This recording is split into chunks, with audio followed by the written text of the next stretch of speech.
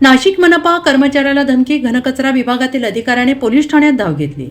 नाशिक महानगरपालिकेच्या घनकचरा व्यवस्थापन विभागातील सहाय्यक अधीक्षक गणेश निकुम यांना कार्यालयात येऊन अर्वाच्य भाषेत धमकावल्याचा गंभीर प्रकार समोर आलेला आहे. या प्रकरणी निकुंब यांनी सरकारवाडा पोलीस ठाण्यात लेखी तक्रार दाखल करून संबंधितांवर कारवाईची मागणी केली आहे.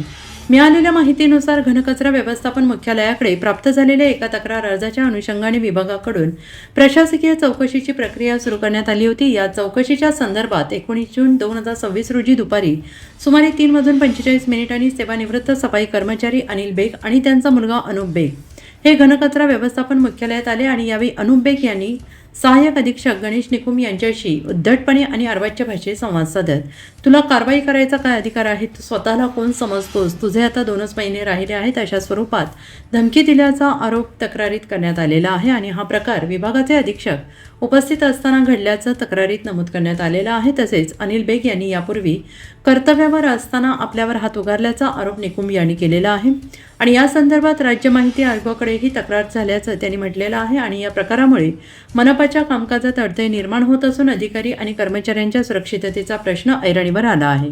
नुकताच नगररचना विभागातील अभियंता भामरे यांच्याशी संबंधित घडलेल्या घटनेची चर्चा सुरू असताना घनकचरा विभागातील अधिकाऱ्याला धमकावल्याचा प्रकार समोर आल्याने मनपा कर्मचाऱ्यांमध्ये चिंता व्यक्त केली जाते आहे.